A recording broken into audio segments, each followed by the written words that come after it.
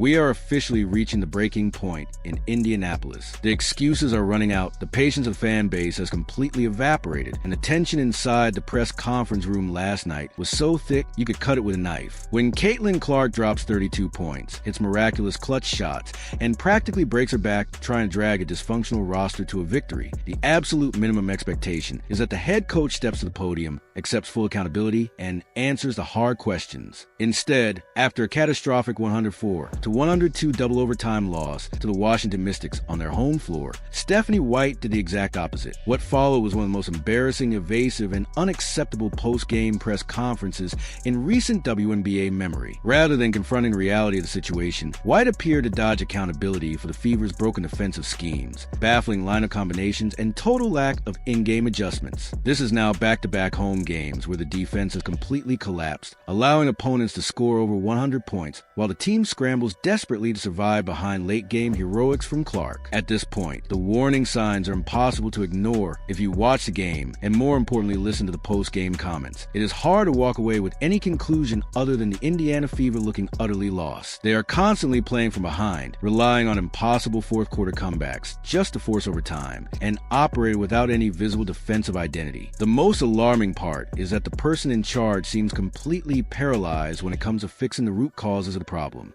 When we don't consistently defend, again, and this is on us as coaches. Like, this is our responsibility. We got to be disciplined the entire game. We got to be disciplined every possession. We're taking chances. We're fouling shooters who are about to shoot tough shots.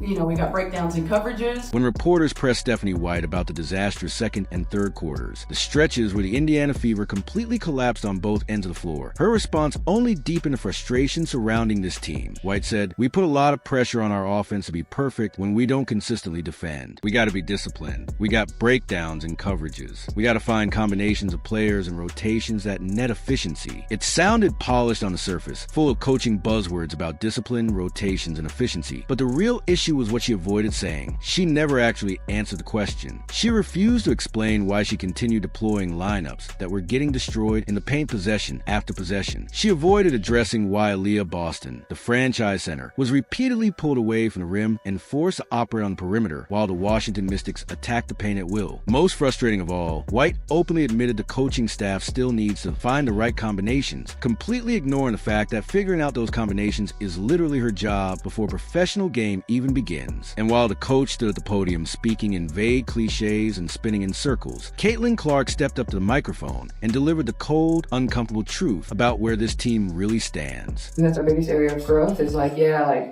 everyone wants to go over when they're making shots. And for us, that's our biggest room for improvement right now is when things aren't going well, we still got to be able to defend and, find ways to get stops, and we haven't done that very well to this point, same way it was with our opening. You could see the exhaustion written all over Caitlin Clark's face and hear the frustration in her voice after the game. When she was asked about the defensive struggles, she did not hide behind excuses or empty cliches. Instead, she directly challenged the mentality of the entire team. Clark said, "I think we've been letting that dictate how well we play defense too much. Everyone wants to guard when they're making shots. But for us, our biggest room for improvement is when things aren't going well. We still got to be able to defend." That quote perfectly captures the biggest issue surrounding the Indiana Fever right now. Clark essentially called out the inconsistent effort and lack of resilience that has infected the roster. The Fever are playing front-runner basketball. When the three-pointers are falling, the energy is high, the defense tightens up, and everyone looks engaged. But the moment the offense cools off, the body language collapses. Players start hanging their heads, jogging back in transition, and allowing opponents to attack the paint uncontested. Nothing illustrates that collapse more than the staggering number the Washington Mystics put up inside the key, 58 points in the paint. In professional basketball, giving up 58 paint points is a defensive disaster. It signals broken interior defense, slow rotations, poor communication, and a complete lack of physical toughness. Possession after possession, the Mystics were able to get downhill, attack the rim, and turn the painted area into a layup line. For a team with playoff expectations, that kind of defensive performance is simply unacceptable, and it raises even more questions about the system and accountability being established by Stephanie White and her coaching staff. Best defensive moments and worst. I think a lot of things. One, intensity. I think attention to detail. It's little things. It's initial positioning. It's communication. it's reacting, it's relaxing off ball. You know, there are a lot of things that are outside of, you know, and great players make great plays. And the thing that Washington does is they keep moving.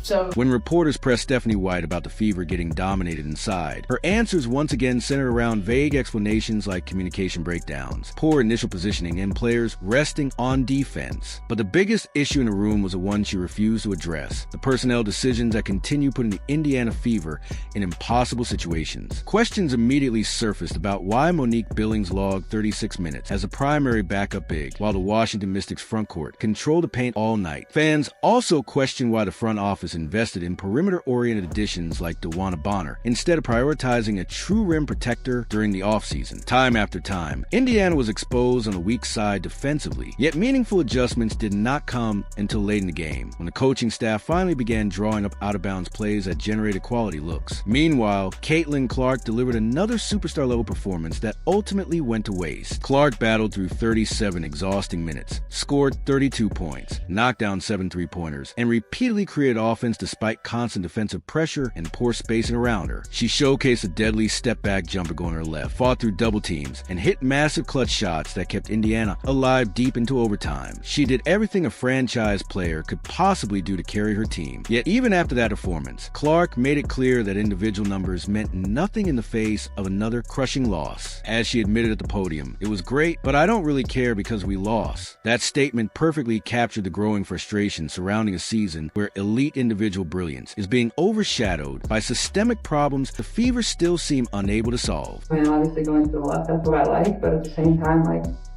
I don't get a ton of catch and shoot threes, so, you know, take what you can get, but it's great, but I don't really care because we lost. Caitlin, 37 minutes tonight. How do you feel coming out of that one? See the smile on your face, so...